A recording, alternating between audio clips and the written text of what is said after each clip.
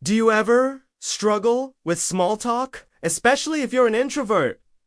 The idea of talking to strangers or even colleagues can feel stressful, awkward, or just unnecessary. But here's the truth.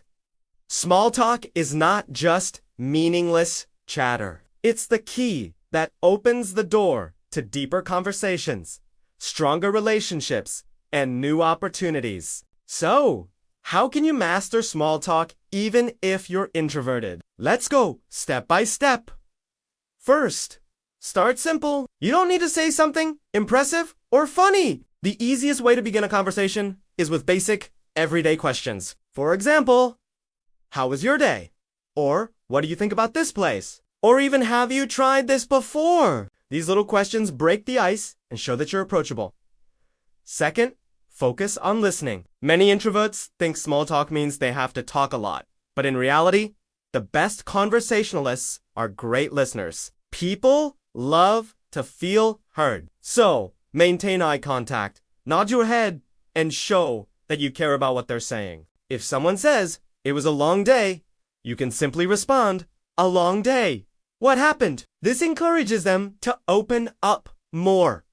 Third, share something small about yourself. Conversations shouldn't be one-sided. You don't need to tell a whole story. Just add a little piece of your own experience. For example, "Oh, I had a similar situation once," or "I tried that too, and it was interesting." This creates balance and connection. Fourth, use your body language. A genuine smile, relaxed posture, and friendly tone of voice can sometimes speak louder than words. Don't cross your arms or look away constantly. Your body language should say, "I'm comfortable, and you can be comfortable too."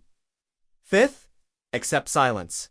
A short pause in conversation is not a failure. It's normal. Take a breath, smile, and wait. Often, the other person will continue talking naturally.